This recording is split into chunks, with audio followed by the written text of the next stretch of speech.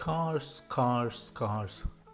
For some, it's a transportation vehicle from point A to point B and to be back. For some, like you and me, it's a passion. It's a unique combination of friendship of man and mission, which makes you smile every time you rev it, which makes us park your vehicle, your friend on wheels, away in a safe place when you go for shopping. Look back twice, once parked, and be happy to see no vehicle parked next to it when you come back. This video is those who understand the heartbeat of the car. Welcome to Geeks Authority, a channel to share my personal experience with the product I came across, so that will be helpful for many. Here I am sharing my journey, the study which I took more than 6 to 7 months to decide which trim of Challenger I should actually go with. Challengers are muscle cars.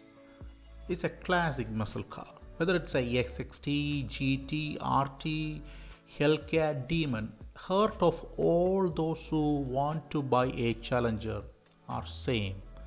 But their budget and the pocket depth decide which one they should actually get it. So my deep respect to SXT and GT owners who purchase their car out of pure love of American muscle, at least they want to show. And this video is not to look anyone down or to tell which trim is good or which trim is bad. I am just sharing my own thoughts. I live in Canada, in a snow belt where it's cold and wet 8 months of the year. When I decided I need to buy a Challenger, it was a difficult decision. For people living in warm climate like LA or Philadelphia, decision is easy because there is no wetness. They can actually use the vehicle year around. Most of the people who would buy GT or all-wheel drive or XST all-wheel drive goes for that just because of the climatic condition they live in. That's what I think. If you are like me, deciding to which trim to buy, I am sharing my thoughts which may help you to think a bit different. So bear with me. If it was my only vehicle and I live in a cold climate where it snows always, there is no way I would think a rear wheel V8 vehicle which I will purchase. I saw many driving V8 on winter. Kudos to them for their willingness to take risk and to keep their love for V8. So here is my thought. Okay, I actually went with I just drove XST, I drove GT, I drove all those V6 versions when I want to purchase because I really want to buy one. I want to buy a all-wheel drive. And here is actually why I went in some other route. Okay, these are the advantages of V6. You don't need to be shy for a V6. It's a very capable off-roader 4Runner and FJ which I have are V6. Those are go anywhere vehicles. So as a V6 owner, if you have one, you have enough power to do a stoplight racing on the road. Hey, be safe, okay? It will give you very good fuel efficiency and the looks and the comfort. Before purchasing my V8, I drove a GT and it was planted on road. I was so happy it was planted on road. It is an all-wheel drive. Only thing you need to keep in mind, you cannot do any burnouts if your V6 is an all-wheel drive unless you remove a fuse in the front. I don't want to give any advices on that because it could be dangerous, right? So you look it up how you can do that, but it is possible.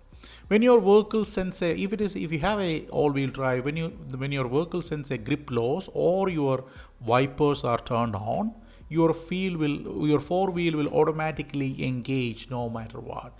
For V6 rear-wheel drive vehicle like regular XST, you may be able to pull some burnout, maybe a small one, as the vehicle is heavy. XST all-wheel drive, GT all-wheel drives are great if it is your single vehicle and you live in a cold climate where it is snow often, okay?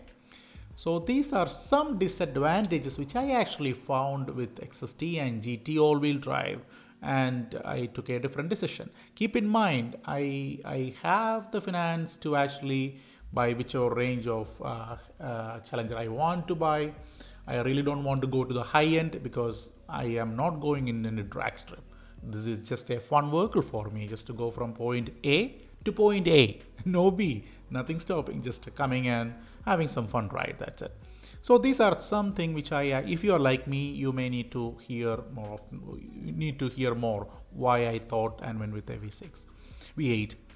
Power, you cannot compare V8 power to V6 power. It's a completely different vehicle. I drove a GT and I was just pressing it hard. It's a brand new 2021 model.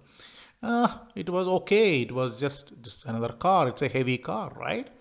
Then actually I just drove a V8. That was a completely different one.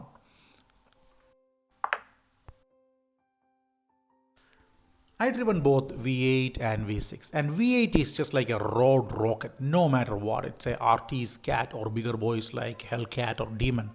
I was super disappointed with the factory exhaust sound of GT and XST. I had to go closer a couple of times to see whether the vehicle is running or not. I didn't even knew it was so silent. But when you start a V8, you will know that at least away from 25 feet. If you want a GT or XST all-wheel drive and want to keep exhaust, V8 exhaust sound, yeah, might be consider deleting the mid muffler resonators and even getting a MagnaFlow muffler. In Canada, it's about $700 or so. So my personal thought, if you buy a GT or XST and you are planning to use it only on summer, you might be doing a mistake. Once again, if you are planning to buy a GT and XST all-wheel drive, and if you have the finance to purchase even bigger cars, bigger trim, and you're buying it, you might be doing a mistake. Do yourself a favor, please. If money is not a problem, go and check out the basic RT. Compare that to a fully loaded GT or XST. If you are a true muscle car lover, I am sure you will go with a basic RT than a loaded XST or GT. As I mentioned, if it is your summer car and if you are not using it for daily drive, okay? That's our close here. You will love it. Trust me, it is that V8 sound that's really accelerating. It's amazing. I have actually in my RT Shaker, which I have right now, I have high-end sound systems. Even my 5-year-old does not like me turning on the music. He always wanted to listen that rumble coming out from the engine. It's so nice. Speaking of kid friendliness, I have 3 kids. I have 9-year-old, 7-year-old, and 5-year-old, and all 3 sits comfortably.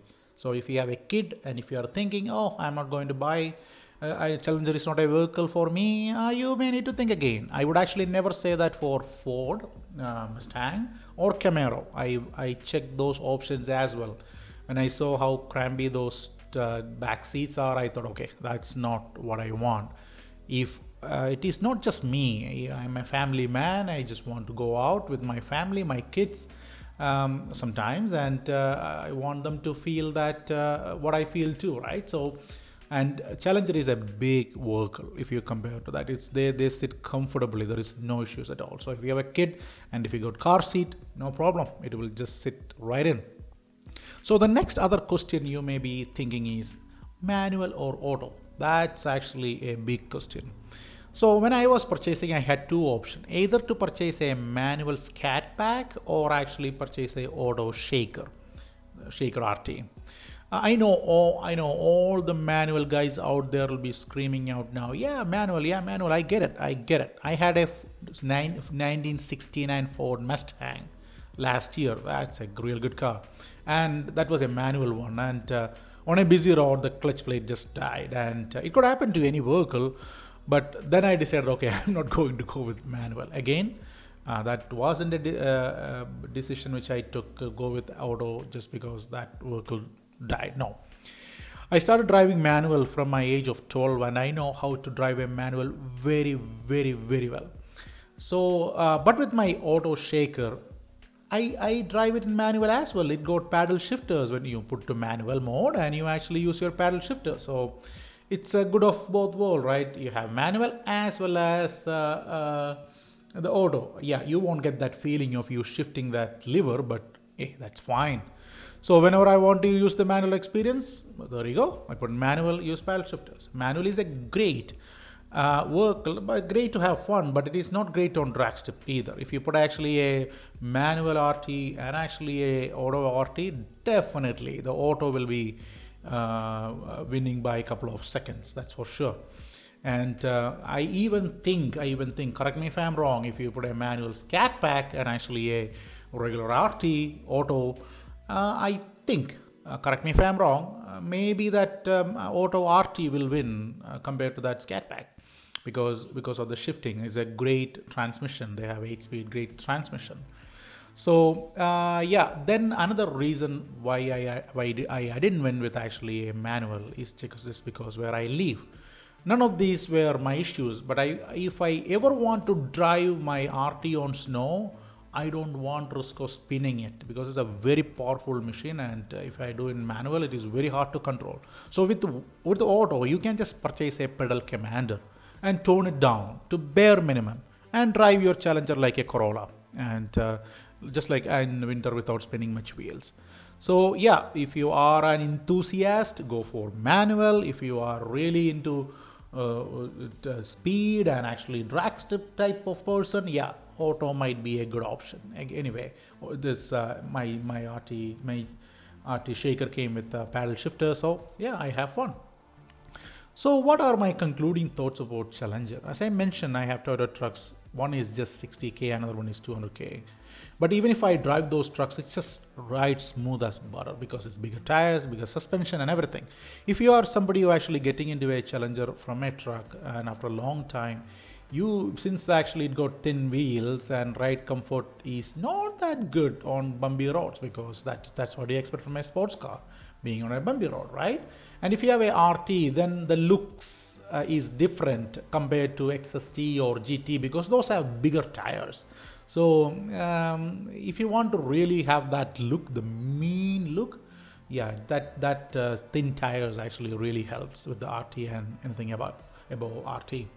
So yeah, and actually it's your choice, But once again, let me repeat that once again. If you are planning to use it as a summer car, or if you are in a place where it is summer-like weather in Florida or in Las Vegas, you may definitely need to go and drive a RT before you purchase a.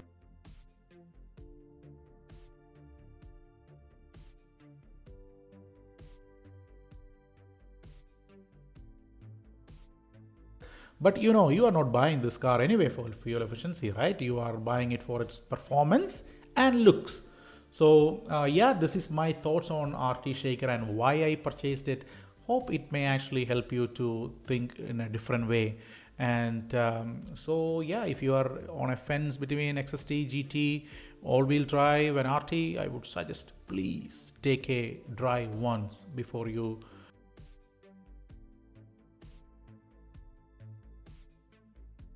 Take care and have a good one and share your thoughts. I am really interested to hear your thoughts as well. Thank you very much for watching my video. See you soon.